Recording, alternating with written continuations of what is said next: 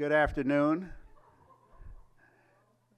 Welcome to one of the lectures in the African American Celebration Month activities. We'd like to point out that we have a number of sponsors. The Dean of Arts and Sciences, Dr. Kevin Corcoran, has contributed generously and made it possible to bring in an outstanding speaker from some distance. Mr. Cobb comes to us at the moment from Rhode Island. He, however, lives in Jacksonville, Florida, and tells us that it's 71 degrees in Jacksonville and makes us very envious. But he is spending the winter in Providence, where it's about as cold there as it is here. But this is a very important talk for a number of reasons. And one of the reasons is, of course, that he lived through much of what he's going to talk about. A lot of this, he lived through it, saw it firsthand, one way or the other, and he knows the principles involved. So that's an important fact. But as I indicated, the Dean of Arts and Sciences is a major sponsor. Also, the History Department, American Studies, the Department of Communication and Journalism, and the Department of English, Department of Sociology and Anthropology, Social Work, and Criminal Justice. All of them have contributed generously to making this a possibility, and we're so happy to have Mr. Cobb here. I would like to remind each of you that he's speaking on civil rights and freedom in 1960s Mississippi. He'll be seeking it, what was going on.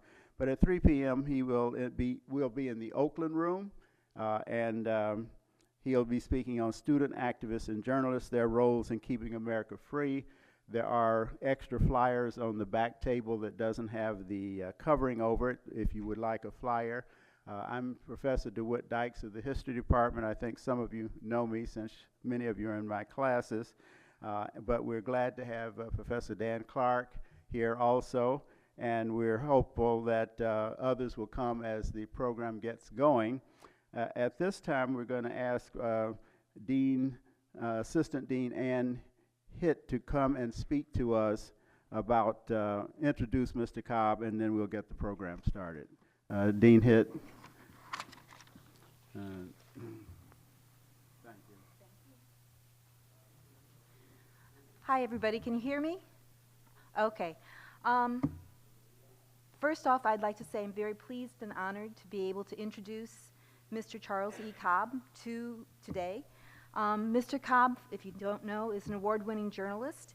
He is an international affairs specialist. But before all that, he was deeply involved in the civil rights movement. And I believe it's really important for students to know that as a student, as a freshman, as a college student, you actually can make a deep impact on the world around you, and you can make the world and the country a better place. You can make changes, and I believe that's what he's going to talk to us about today. And they said to try and keep it short and sweet, so I have, and with that, Mr. Cobb.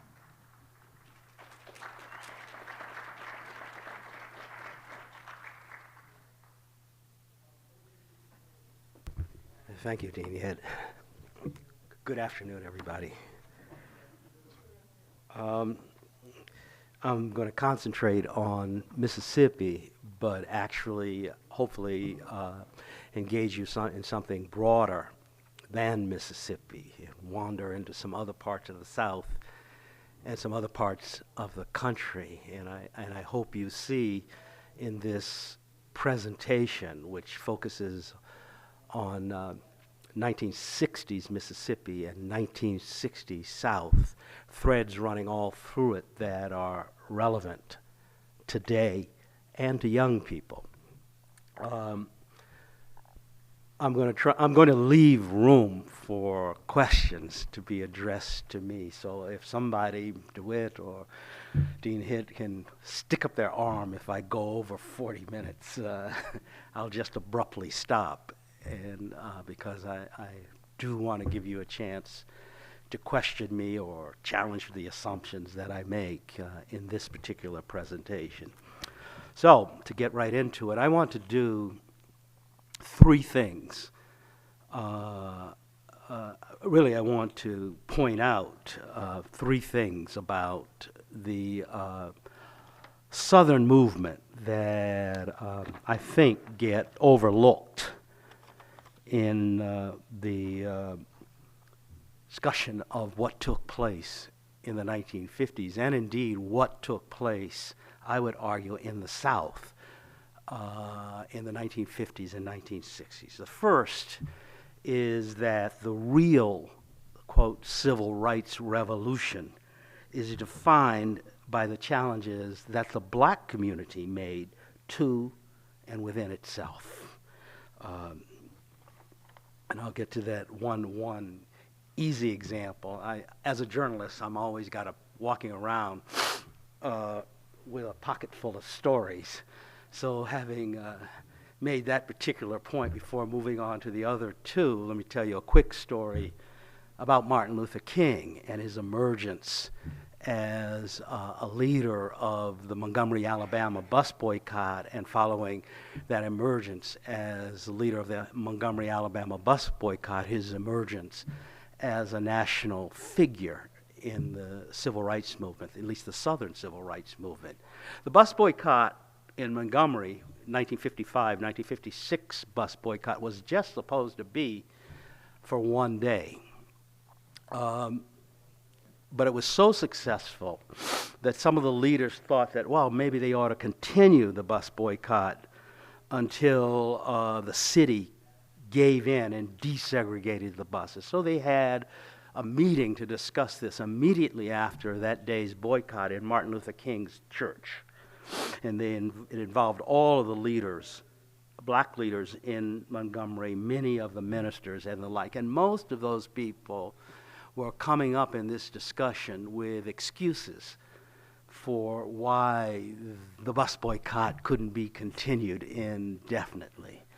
Until finally, one of the real leaders and legendary figures in Montgomery, Alabama, E.D. Nixon, who was a former head of the NAACP of Alabama and who was a Pullman porter and the real leader of Montgomery, a union man in A. Philip Randolph's Brotherhood of Sleeping Car Porters, which was the largest black union in the United States. So he stands up and looks out over these equivocating leaders, basically denounces them. He says specifically, and this came to me from a woman who has now passed away but was actively involved in the movement. Johnny Carr was her name.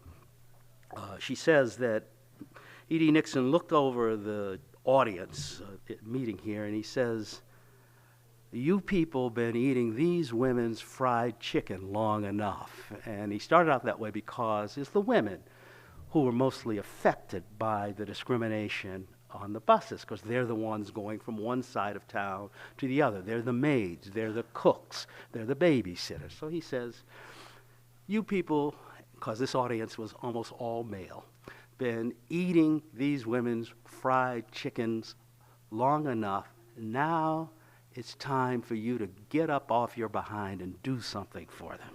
And he made the case for committing the boycott. And he accused them of being cowards for even doubting the necessity to continue the bus boycott. Well, Martin Luther King, it was his church they were meeting in, and Martin Luther King was then just 26 years old, stands up and says, "I am not a coward." After he says that, they decide to form an organization, which is, we now know from history, is called the Montgomery Improvement Association, and they elected this young minister who stood up and said, "I am not a coward," as president of the organization. I tell you that to say, well, so how should we understand this story? Yes, the bus boycott was a protest against segregation. Yes, the boycott was a protest against white power in the city of Montgomery, Alabama. But to my way of thinking, more importantly, what you see in the organizing and formation of the bus boycott is the challenge that black people made to one another to essentially do something. And if there's any single thing you need to understand about the Southern movement, that was always what was front and center. The question, what are you going to do? I was in high school when the sit-ins broke out. I saw the students sitting in Nashville and other parts of the South, Atlanta, Charlotte. And, you know, for me, as a 12th grader watching this on television, and if you were black and in the 12th grade and planning to go to college, as I was, the odds were overwhelming that you'd be going to a historically black college or university. You know, there were a few blacks and non-black schools, but the odds were overwhelming that you'd be going to a historically black college or university, which meant that you were probably be going to school in the South.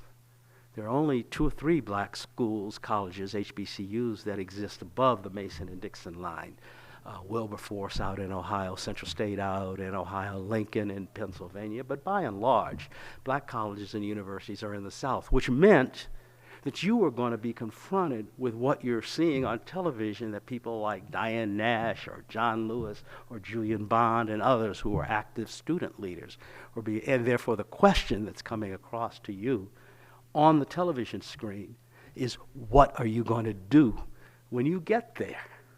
You could either accept this segregation or you could try and do something about it. So I spoke longer than I intended to on that first point, but I think it's extremely important to understand that if you really want to understand, quote, the civil rights revolution, it's not so much a protest against white supremacy, although that's obviously an important component of it. What is also more important is how black people organize themselves to challenge white supremacy, how they faced up to the challenges of being black in the South that was dominated by racism and white supremacy. Second point I need to make here in my 3 points about what's important to understand is that what you see, if you look at the 1960s, is a convergence of young people with older people who are willing to share their experiences and permit the use of networks that they had built up over decades, in many instances before we were even born. There are lots of different components to this, and we don't have nearly enough time. I could give a whole lecture just on this little piece of the movement, and because it includes, importantly, I think, the World War II veterans who were black. You know, over 1 million black men served in the military during World War II, and they were changed by that experience. And the reason for that change ranged from just being able to shoot at white men to just being overseas and traveling and seeing a different world than the ones they were used to in Alabama or Mississippi or Georgia, and being accepted in parts of the world as human beings in a way that they had not been accepted in their various homes, town. And these men came back unwilling to return to the status of something less than human. They return home aware that white supremacy was not the only way things had to be. And they came back, and many, if I had ticked off the list of the most influential men, for women it's a different story, which I'll get to.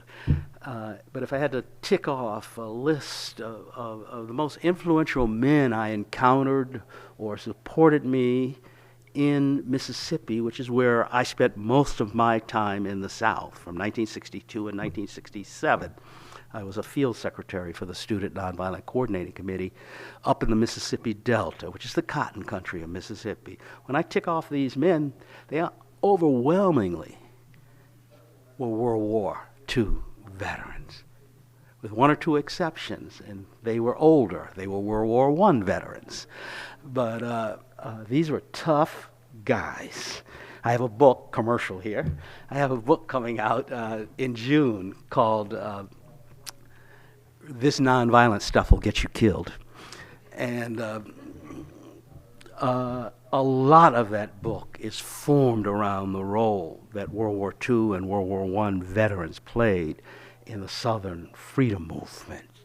I could almost put as a fourth point on this list of 3 points that you can't really understand the Southern movement without understanding the importance of the veterans who came back home after World War II and what they represented. In any case, and I'll come back to that. In fact,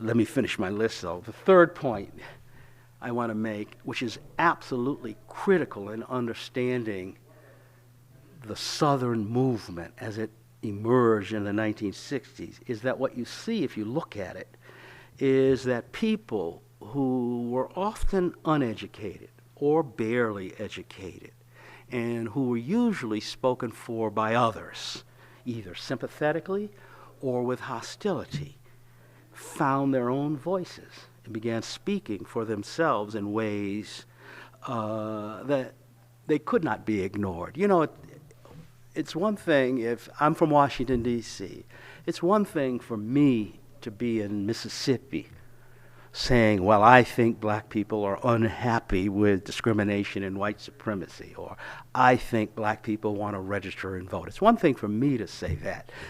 I can be dismissed. He's from Washington, D.C. He's down here to stir up trouble, so we don't have to pay any attention to him. It's quite another thing if a Mrs. Fannie Lou Hamer says, as she said once, I'm sick and tired of being sick and tired.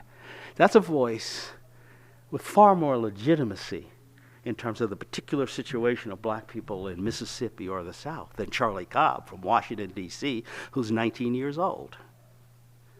So it's very important understanding, in terms of understanding what happened, to recognize that people like Mrs. Hamer and any number who may be the most famous of the Mississippi activists to find their voice, but people like her, they were sharecroppers and they were maids and they were cooks and they were gardeners and, you know, tenant farmers and factory workers, people who usually have no visibility in any sort of political conversation, found their own voice, began to speak for themselves in their own voices in ways in which they could not be ignored. And by taking action based on the kind of society they wanted, often at great risk, refuted the argument that happy and satisfied Negroes wanted to stay in the places that white power had assigned them. So those are the 3 basic themes. Now let me be more develop all of this. I should say Ella Josephine Baker, is one of the great figures of 20th century social change. In the 1940s, she was the NAACP's director of branches, which means she was crisscrossing the South, organizing local branches of the NAACP, and she ultimately falls out with the NAACP over issues of both gender and politics. Ella Baker was the person who organized Martin Luther King's Southern Christian Leadership Conference in 1957. And thank you. I've been here long enough to catch a cold. She organized Martin Luther King's Southern Christian Leadership Conference in 1957 and became its first executive director, although her official title, if you look back, is temporary executive director, because these preachers had a lot of trouble with a woman in a leadership role. Those of you who know Southern Baptist preachers know their attitude about the place of women and the idea of taking direction. And Miss Baker was a tough lady. The idea of taking directions from a tough lady like Miss Baker gave them a lot of trouble. So she was a temporary executive director anyway, and she fell out with them eventually over the same issues of gender and politics. But when the sit-ins broke out, Miss Baker recognized, and she was always Ms. Baker to us, because when we met her, she was 57 years old, and she was not Ella. Ms. Baker, when the sit-ins broke out, recognized their significance. And I'm assuming you all know what the sit-ins were, student protests that began on February 1, 1960. And what she did was squeeze about $800 from Martin Luther King to bring the students together who were sitting in at her alma mater, which was Shaw College, then it's Shaw University, now in Raleigh, North Carolina. And out of this gathering on Easter weekend of 1960 emerged the Student Nonviolent Coordinating Committee, the organization which I would wind up working with as a field secretary. And Miss Baker was the one who introduced to us the idea of grassroots community organizing. And I'll get to a more elaborate discussion about grassroots community organizing in a few minutes. Her point to us as 18, 19, 20, and 21-year-olds, and I doubt that any of us was much older than 22, if anybody. Ms. Baker's point to us as young people was, you had to organize from the bottom up, not the top down. Really, her point was you had to organize. The protest was fine. Sitting in, she liked that we were protesting, sitting in, and all that, but really, if you really wanted to make change, you had to dig into the rural communities of the South and figure out how to organize for change in those communities. And you couldn't do that by parachuting in and preaching to people. You had to go live among people and talk to them and learn from them and get them to believe and understand their own power and help them create space to organize. And I say all this because I'm thinking, whenever I talk about the movement, I think about Miss Baker. Miss Baker was a Southern woman from Norfolk, Virginia. And one of the things Miss Baker always did was kind of come at you when she first met you in a very Southern way, with the who are your people kind of questions. And I think in her thinking was, if she talked to you long enough about your people, she would know somebody that knew them or know them herself. I mean, that was sort of, and that's a very Southern thing. Those of us who were organizing in the South would discover that this is the way people approached us over and over again in these rural communities. So I owe you some who are your people discussion about me, because I think it's relevant to how the movement evolved.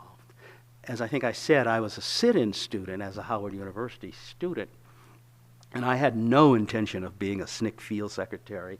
I had no intention of spending 5 years of my life in the state of Mississippi trying to organize.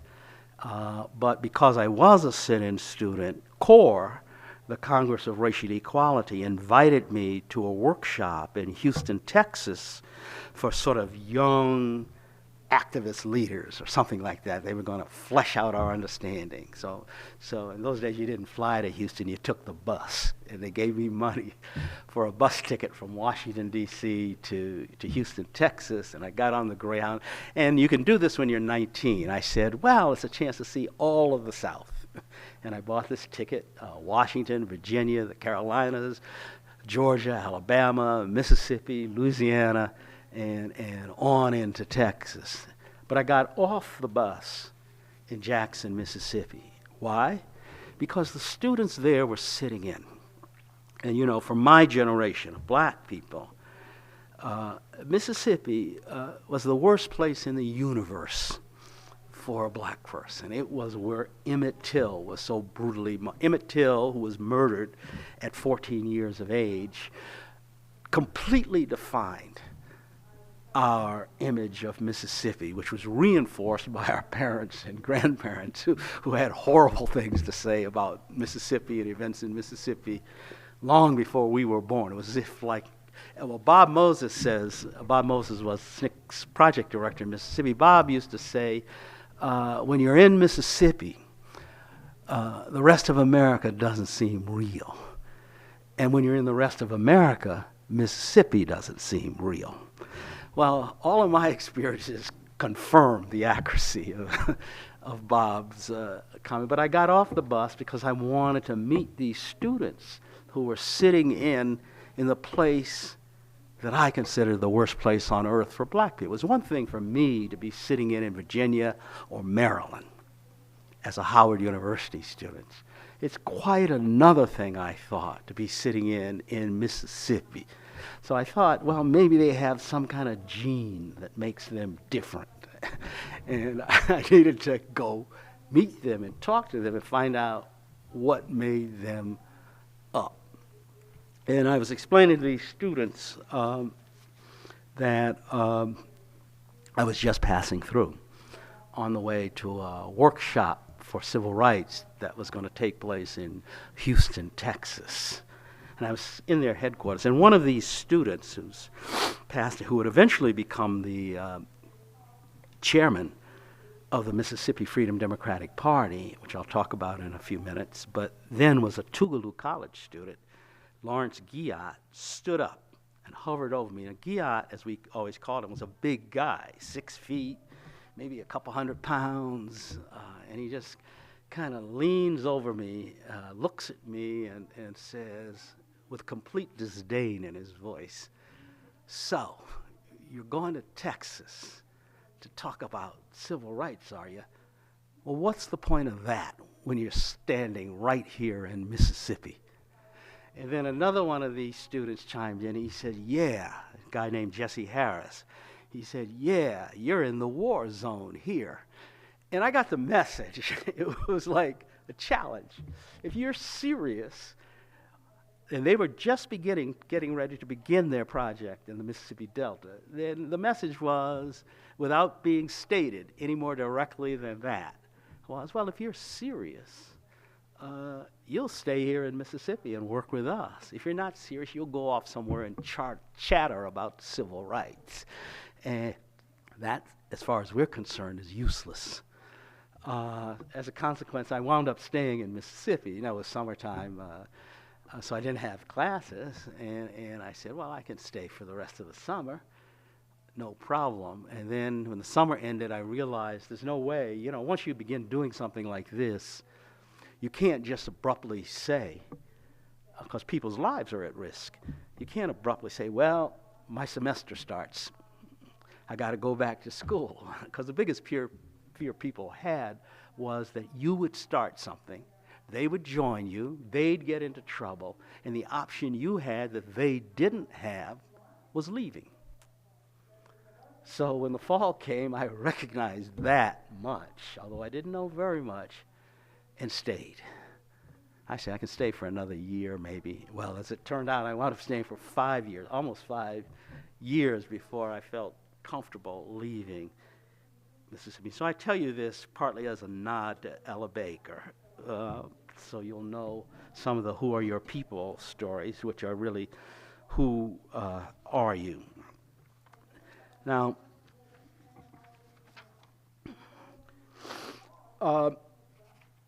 I think we need to take a certain route through community organizing before arriving in a place that gives you any real understanding, is why I think rural organizing is what's critical to understand about the Southern freedom movement, and particularly in the state I was most involved in, Mississippi. The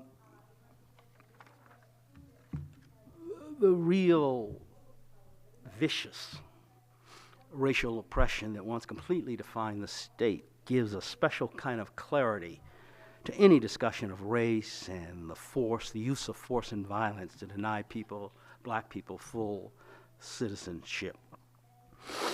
And you'll see that in a moment, listening to a description of an encounter reported by another friend and comrade, and hero, from the days of Mississippi's mid-20th century struggle.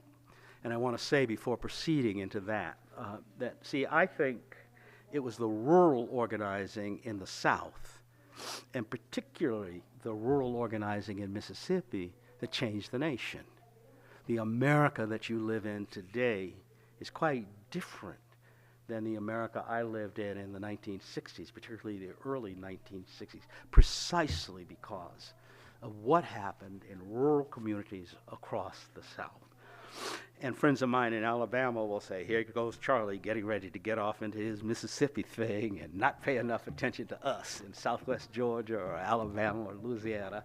And I don't mean to diminish rural organizing and rural struggle in all of those places, which I can talk about at some length, but Mississippi was the place that I worked, so it's the easiest place for me to reach into for the kind of examples that I think are most helpful to your generation needing to understand what unfolded. And key to understanding Mississippi is this point I made earlier about the convergence of young people with older people who were willing to turn over the networks that they had developed and provide support. And that support could range from anything from breakfast or dinner to being at the window with a rifle. And this is the rural South. So I want to talk for a minute about one of these young people. His name is Sam Block, and he, like almost everyone who formed the backbone of the Mississippi movement, is not very well known. And he died far too young from both the physical and psychological traumas of that struggle.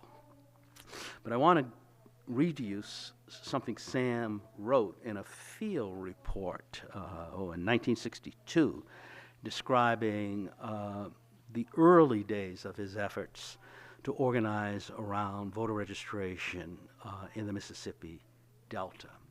Sam was the first of us, meaning the first of us who were young, 18, 19, 20, 21, 22 years old, to organize for voting rights in the Delta. And Sam's from the Delta. He was from a little town called Cleveland, Mississippi. And Sam began working in a town where the White Citizens Council was particularly powerful, Greenwood, Mississippi, the county seat of Leflore County.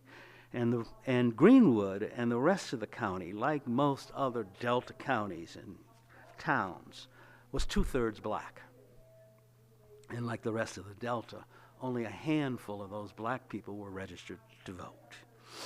When Sam arrived in Greenwood in early 1962, there were more than 13,000 voting-age blacks in Leflore County, but only about 200 had succeeded in getting registered to vote.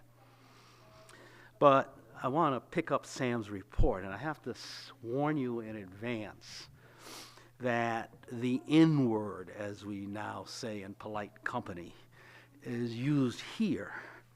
It is necessary, as you will see, but I apologize in advance for any discomfort it may cause. Here's Sam. We went up to register, and it was the first time visiting the courthouse in Greenwood, Mississippi, and the sheriff came up to me. And he asked me, he said, "Nigga, where you from?" I told him, "Well, I'm a native Mississippian." He said, yeah, I know that. "But where you from? I don't know where you from."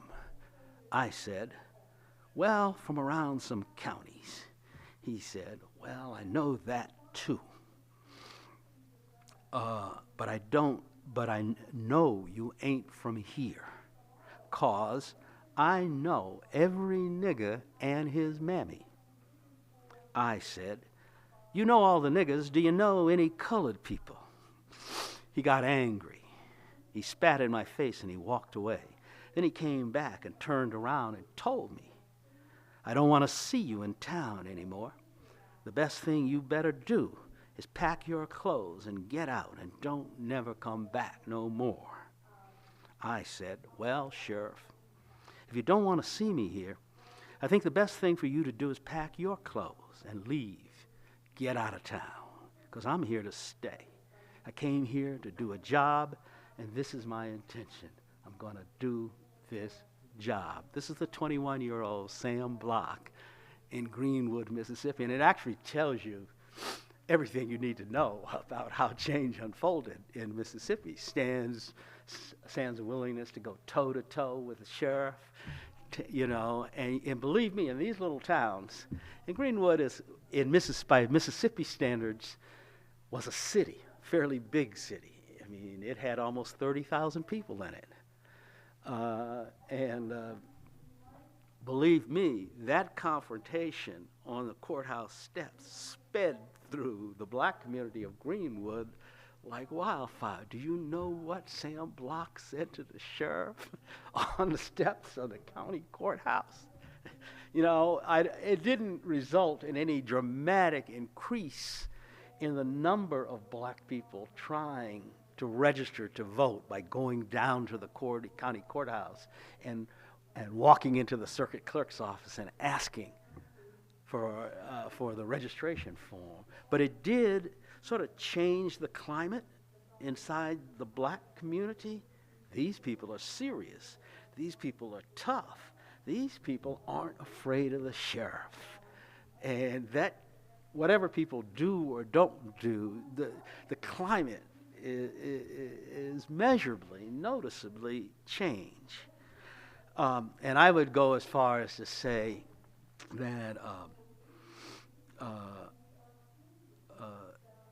everything you really need to know about Barack Obama's election is in this confrontation on the courthouse steps, because Sam's words were a promise and a prediction.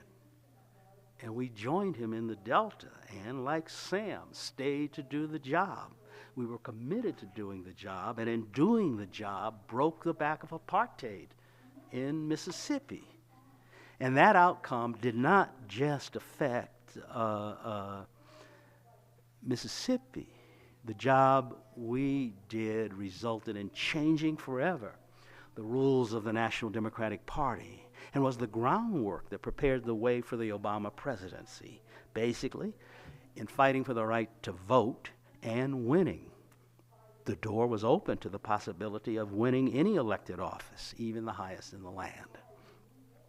As the black abolitionist Frederick Douglass said, 150 years ago, if there's no struggle, there is no progress. The violence underlying the Greenwood sheriff's words revealed the blood-soaked ground across the American South that has been the price of progress.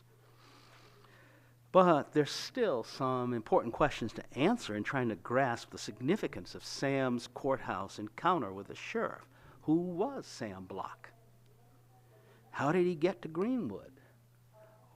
What made him stay in defiance of the sheriff's threat? First, Sam Block was a native Mississippian. Came from the Delta town of Cleveland in Bolivar County, which neighbors LaFleur County. And part of what Sam represents is the fact, the far too often overlooked fact, that Mississippi's civil rights movement was driven and led by Mississippians, not by people like me who got off the bus in Jackson and wandered into the protest headquarters of student sit-inners. And also important, I must add here, was that the Southern freedom movement was led and driven by Southerners. They organized to change their society, organized to change a way of life that for over 300 years had been defined by white supremacy, absolute white power over black people. Through their organizing, these largely unsung heroes and heroines changed the nation. The 1965 Voting Rights Act, for example, that has so dramatically increased black voting power, was almost entirely the result of the Southern freedom struggle. But there's some other things you need to know about Sam. He was just 22. I'm sorry I said he was 21. Just 22 years old at the time of his courthouse confrontation. What is frequently left out of the narrative about the modern civil rights movement is that in many instances it was led by young people. If I can quote Martin Luther King here, speaking in support of sit-ins at a February 16th, 1960 civil rights rally in Durham, North Carolina, quote, "What is new in your fight," he told the audience of a packed church, "is the fact that it was initiated, led, and sustained by students." These protests, one of the things I often say, and they say, well, Charlie, you're looking at these 5 minutes, you're looking at these protests on television, what's going through your mind? And I say all the time, I said, you know, I'm looking at these students and I realize all of a sudden they looked exactly the way I felt.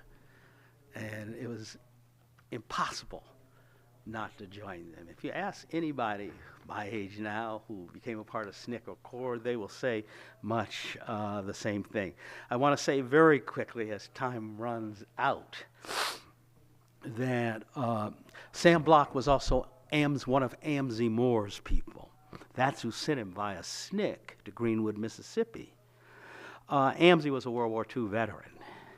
And Amzie admired the sit-ins. He admired the student energy he saw in the sit-ins, and he wanted to figure out a way to use it, but he wasn't interested in sit-ins. He had no interest in sit-ins. What Amzie wanted was voter registration.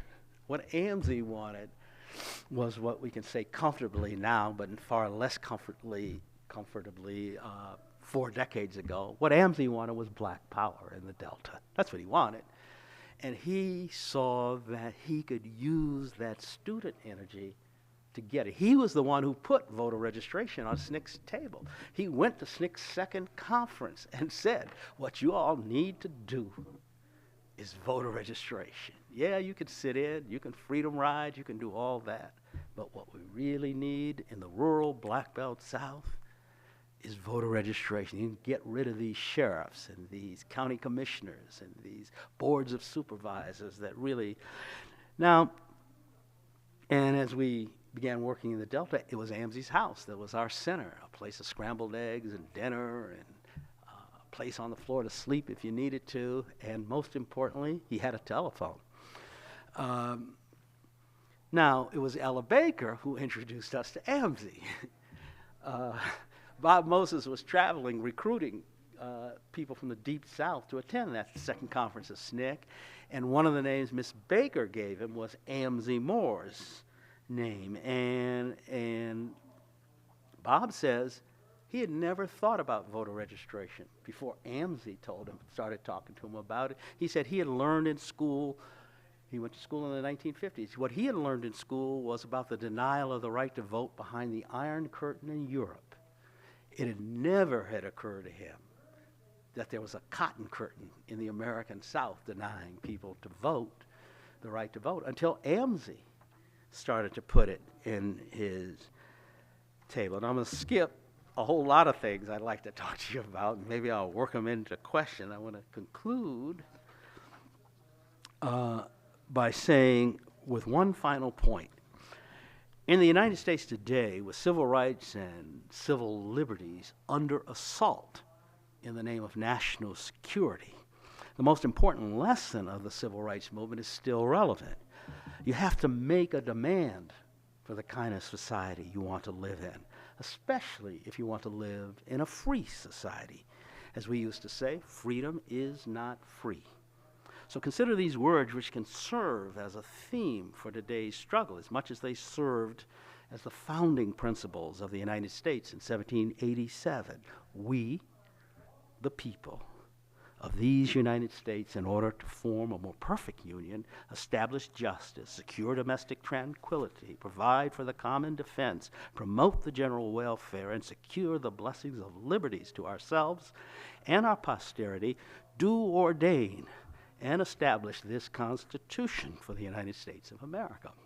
For all of the contradictions found in United States history, this is the core ideal of the country. But the question is, do we really want to do this? Government, as we've known it since the country's inception, has always been ambivalent and at many times hostile to this ideal. Slavery stands as the clearest example, although there are no shortage of other examples, say Native Americans, immigrants from Mexico, etc., issues around sexual preference and so forth. The Mozambicans, over the years of their fight in East Africa to free themselves from Portuguese rule, used the phrase as a motto and slogan, a luta continua, or the struggle continues. This idea is really at the heart of what I'm really trying to talk to you about, what we learn from the passage of time, from, say, Martin Luther King to the now of Barack Obama, is the emergence of ordinary people as leaders and spokespeople who are the real force for change, the people who keep their eyes on the prize, as the old song goes. And today, this need, it seems to me, is more urgent than it has ever been, and perhaps, too, more possible. Thank you.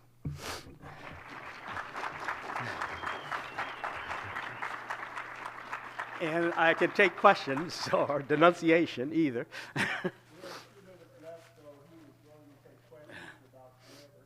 Yes.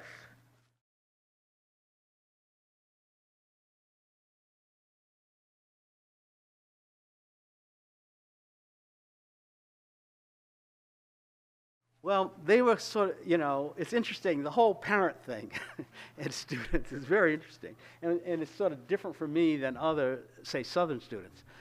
My parents were, caught faced with a fait accompli. I didn't sit on the couch and say, Mom, Dad, I'm headed for Mississippi, and I don't think I'm going to make it back to school in September. As far as at the beginning of the summer, what my parents knew and agreed with was that I was going to Houston, Texas for a student workshop, and I'd be back in a week or so. That's what my parents knew when I left home. They didn't know I would stop into the headquarters of the student movement in Jackson, be persuaded by Lawrence Guiot and Jesse Harris to go up to the Delta with them and work and then continue work. So they were confronted. Now, my sisters told me there was a whole discussion in the family, including more than my parents, about who was going to approach me about living in Mississippi. Some of that was fear. I mean, for black people in early 1960s Mississippi, I mean, they were worried that I'd get killed down there. And so they had this discussion about it. It was decided, that probably my parents shouldn't ask me. They wanted one of the kids, cousins or my sisters. They all agreed, though, that I should be there. So it's a kind of generational thing. So the whole idea of somebody persuading me never got off the ground. One other thing, for Southerners, Mississippi is a little different because nobody in my family was vulnerable for me being down there. I was not in the situation of somebody like Ann Moody from Wilson County, Mississippi, who became involved with CORE in Canton, Mississippi, and her aunts and uncles and parents were threatened in Mississippi. My parents weren't vulnerable to attacks by the Ku Klux Klan. Sam Block's people were, who I was just talking about, and all these people from the South who made up most of the movement. So their decision in many, many ways was harder than mine, and the worry of their relatives had a component that didn't exist with my relatives, and that is the threat of physical murderous reprisal.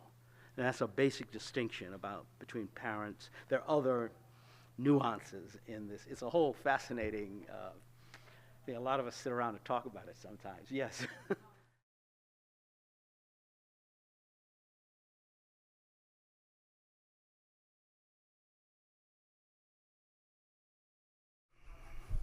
This is really what my book coming out in June is entirely about. there are lots of problems with the how history of the movement is treated. And this is just one piece of the problem. I think the dichotomy that's often made between nonviolence and self-defense is a false dichotomy. You know, they're all part of the same fabric, which is the freedom movement.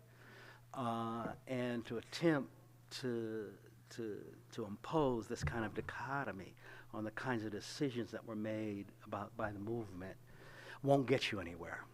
Now, there are real differences. I mean, nonviolence works, I think, in my view and experience. If you're walking a picket line in front of a segregated restaurant, or if you're sitting in and you're appealing to public consciousness, the public conscious for laws or changes of behavior, nonviolent action, which is not passive, it's militant action, but nonviolent action often works. I mean, you look at the old photographs of the students sitting in. You know, they're wearing jackets and ties and necklaces and gloves and pocketbooks and high-heel shoes. And you look at it, you say, well, who could refuse service to these nice-looking young people? I mean, they look so clean-cut, you know, and they're so polite. I mean, the whole tactic wins friends, scores points.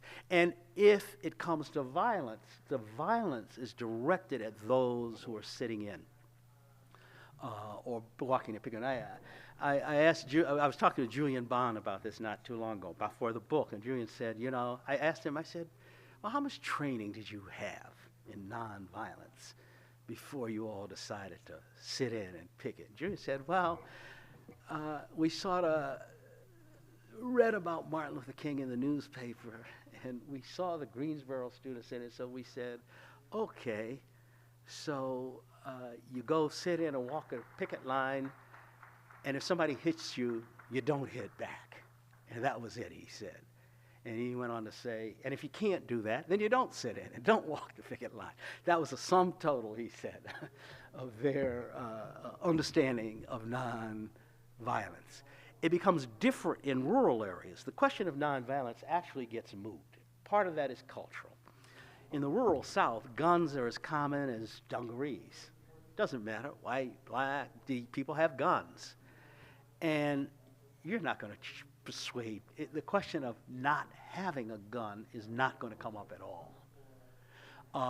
And when guns are used, as, say, Hartman Turnbow, a name you won't know, used to fend off night riders, maybe killing one of them if rumor is true, Mr. Turnbow is not going to turn to me and say, Charlie, is it okay if I grab the rifle now and shoot at these people? He grabs a rifle and he shoots at people. The question doesn't even come up because you're not walking picket lines. You really are living, with the exception of your contact with the white community is pretty much limited to bringing people to the county courthouse to register to vote. And when you do that, you consciously accept the discipline of not retaliating if assaulted. The rest of your life is spent in the black community, and the discussion is not about nonviolence, it's not about guns, it may be about some music or something like that. So you're living in the black community. The question of nonviolence is moot, really. The other part of living in rural communities and how you respond to violence that's really different than being a sit-in student or a freedom rider is that what you encounter in rural communities is collective punishment. In other words, if I'm walking a picket line or sitting in, I will be under attack, or a mob will attack those of us who are sitting in or walking a picket line. In rural communities, and they will almost always, you will almost always be attacked with fists or clubs. Rarely will somebody shoot you in the Woolworth lunch counter. In the rural areas, though, you're faced with collective bombs placed under churches. You know, night riders driving through the community and firing into homes. This is not a punishment directed at you. You know, in Ruleville, when the night riders drove through after the group that went down with Mrs. Hamer tried to register to vote, they fired into a dozen homes. Yes, they fired into the home I was staying in, but really they were attacking the entire community. And that was something we never encountered on a picket line or sit-in, because sit-ins and picket lines mostly took place in urban areas. You know, so you could say, well, I can accept being attacked or not accept being attacked, but you weren't really very worried about the community being attacked. It was exactly the opposite in rural areas. Yes, you might get attacked, but you knew that the community itself was going to get attacked because of what you were doing or trying to do. And you knew that in that community were people who would say, mostly World War II veterans, well, if they come at my house, Mrs. Hamer, for instance, said, and Mrs. Hamer, Fannie Lou Hamer, said once, she said, I got a shotgun in every corner of my bedroom, and the first cracker that tries to throw some dynamite on my front porch won't write his mama again. Now that's the South in rural communities, you know. And it's interesting, and I explore this, advertising again in the book. I mean, certain things had changed. What, after World War II, Ku Klux Klansmen and Night Riders learned was that the people they attacked were increasingly inclined to shoot back. So the violence becomes more covert. You know, you had, you don't see in the 1950s and 60s what a scholar friend of mine calls the spectacle lynching that you saw in the 1920s and 30s, where a lynching is advertised in the newspaper. You can find photographs of this, and hundreds or even thousands of people show up, wives, husbands, children, and you see these kids on their father's shoulder while some body is being burned or being hanged from a tree. You don't really see that in the 1950s and 60s. What you see is people sneaking up to a church, as they did in Birmingham, Alabama, and blowing up, you know, a church, in this instance, killing 4 kids. Or you see, as happened with Harry T. and Harriet Moore in Mims, Florida, dynamite was placed under their bedroom on Christmas Eve, and the 2 of them were blown up and killed. This is all covert kind of stuff. Medgar Evers is killed by a man hiding behind bushes across the street from his house. Martin Luther King is killed by a man in the boarding house across. You see a shift in the nature of violence. And night riders, yeah, they might drive through the community once or twice until they're met with gunfire, but they don't stick around. You know, they whiz through. It's roughly equivalent to what we know today as the drive-by killings that you see in urban areas, except it's done by the Klan or even more. You know, there were more radical white supremacist groups than the Ku Klux Klan. But this violence is more covert, and it's never, you know, as is currently being debated, stand your ground.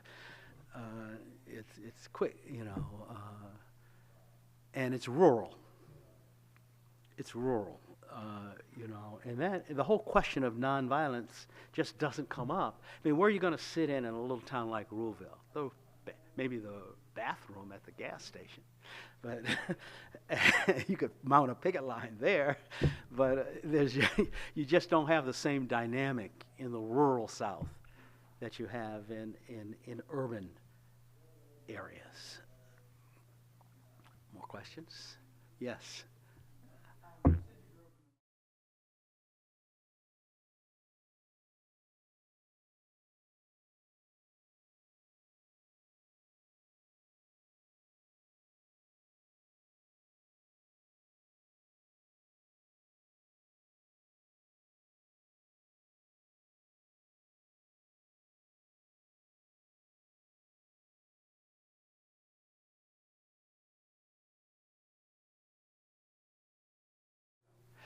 Seeing the sit-in students on television, people my own age engaged in protests. I mean, that was what, it wasn't as if we weren't unaware of discrimination and segregation, especially in my family, which was politically active family. It wasn't as we were unaware of that, but to me, and I think to most of us who were like teenagers then, civil rights was something grown-ups did. It's not until we see the students sitting in on TV or in the picture of them in the newspaper that we say, hey, you know, I'll be there next year at Howard or Fisk or the Atlanta University Center or wherever. And so that's how I think it worked. You know, yeah, I saw a hand, yes.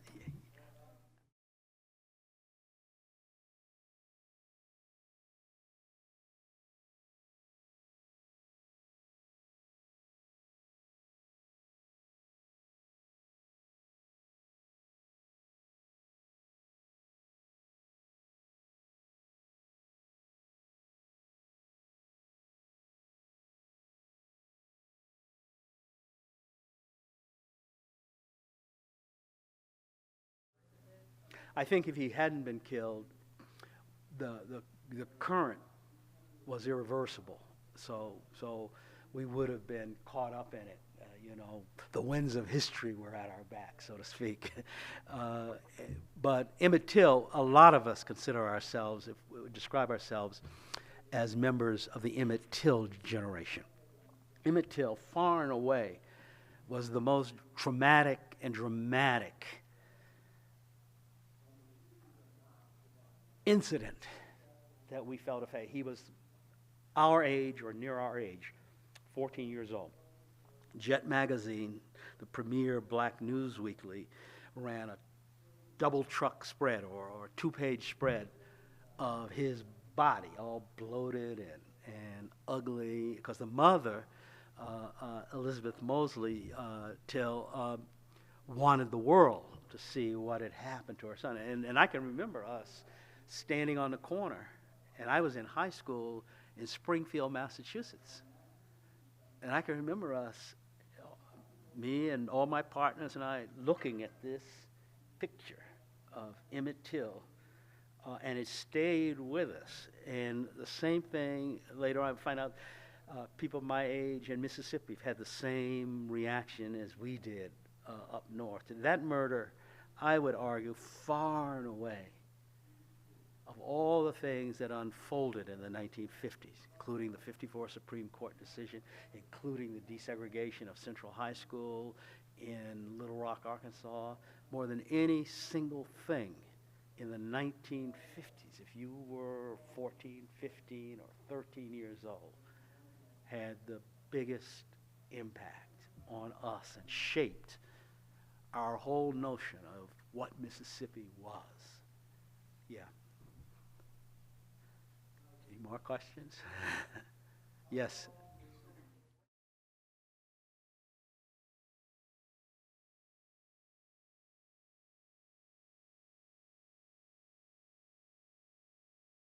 (1960) February, I can give you the precise date, February 1, 1960, when 4 students walked into the Woolworth department store, ordered some school supplies, walked over to the lunch counter, sat down, ordered something, coffee, Cokes, and were refused service and stayed there until the store closed. The next day, 27 students, including from North Carolina A&T and 4 students from the historically black women's college, Bennett College, returned to the store and sat in until it closed.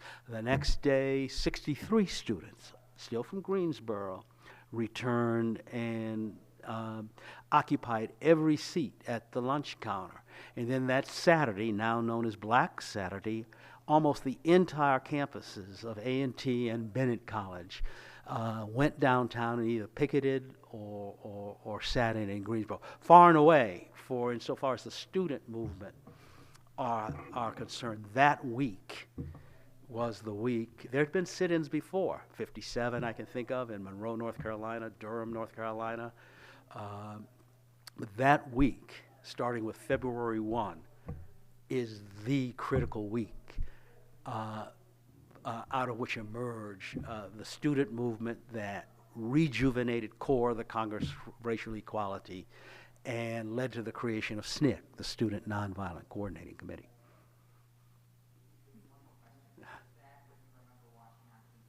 Yeah. Well, it wasn't that week. It wasn't that week. I mean, I'm looking, television, I may talk about some of this afternoon at 3 o'clock when we talk about media and student activism, but television made a big difference. So, and they paid a lot of attention to the Nashville student movement and a lot of attention to the Atlanta student movement. But those come later. The Atlanta students had their first sit-in, I think, in March 15th. The Nashville students had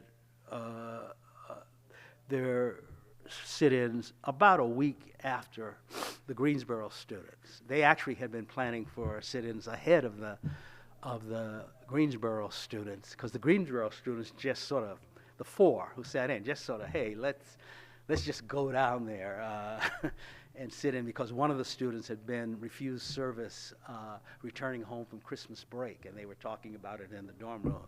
And they said, let's go down there and sit in, and when they asked us to leave, let's just not leave. It was a dorm room conversation. Whereas the Nashville students had been involved in very serious preparations and studying Gandhi and the philosophy of nonviolence and all of this. But as it happened, the Greensboro students sat in first, but the Nashville students were next about a week or so later. And those were filmed.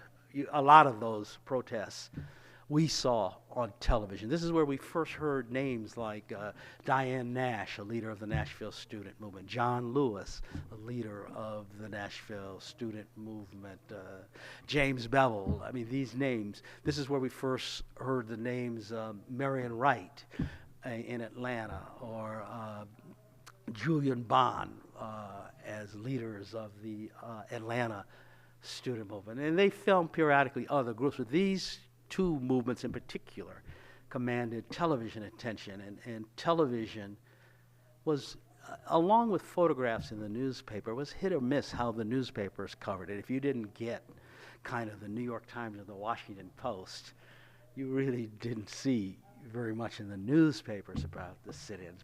But NBC, ABC, CBS, the main networks at that time, gave coverage to the sit-in because it was dramatic. It was visual, you know,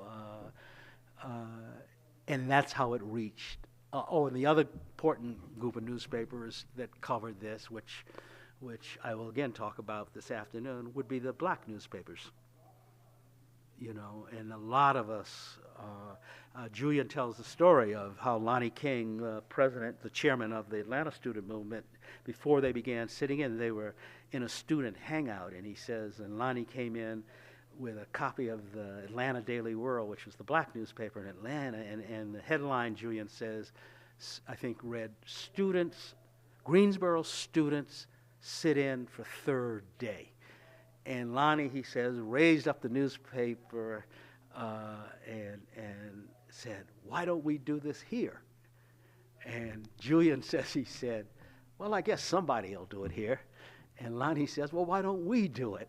And they started to go talk to students about sitting in Atlanta, and out of that emerged the Committee on Appeal for Human Rights, which was the name for the Atlanta student group. And because Atlanta was the kind of city, you know, main metropolitan area of the South, and headquarters for news agencies, that got television coverage as well. So the black newspapers, as well as television, would be the two primary sources of information about the sit-in movement that erupted in February.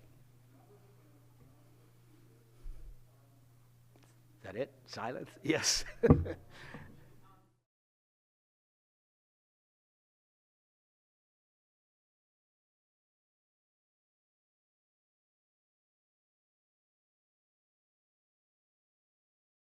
I get that. You know, I'm not sure I agree with this notion that students today are somehow less aware, more apathetic, less active than we were in the 1960s. I get this question sometimes, often, you know, well, everything was so clear to you guys, black and white, you know, and all that.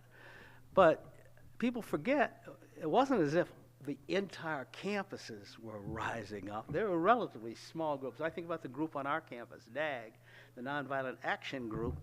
I mean, Howard University had, what, back then, maybe 8,000 students. NAG had maybe 25 members. So the campuses, you know, not everybody. Stokely Carmichael used to say, he used to get people out on demonstration by not only handing out leaflets. When he gave a leaf to somebody, he would also add, and there's going to be a big, great party afterwards. And he said he got a lot of students that way.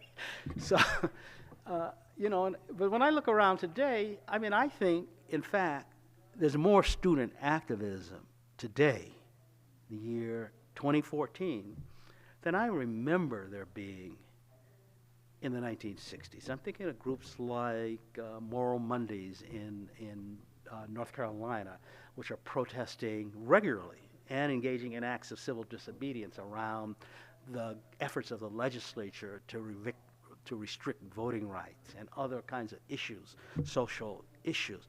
Thinking of groups like the Defenders, you know, in Florida. I'm thinking about the Latino groups out west fighting over a range of issues. I see a fair amount of student activism among a fairly wide range of issues. Again, like the 1960s, it's not as if whole campuses are rising up in some kind of insurrectionary mood, but there's student activism, and I think you have the same problem today that you had in the 1960s. Most of that is not paid attention to by the press.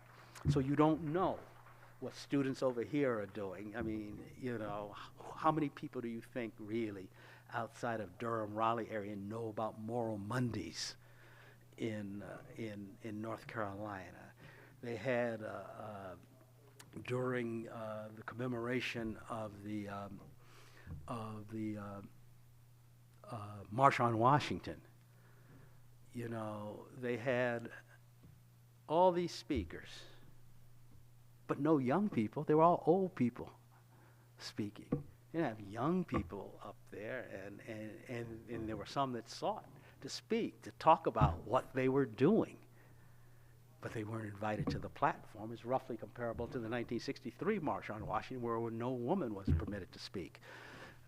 So a big part of the problem is just being aware of what's going on if it's not taking place on your campus. But there is, I think, and for all its shortcomings, and I think they had a lot of shortcomings,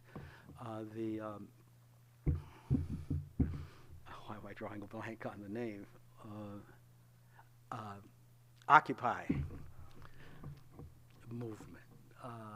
For all its shortcomings, that too represented, you know, to me, a manifestation of student activism, you know. And it's hard to imagine something like that taking place in 1960 around that kind of issue, you know.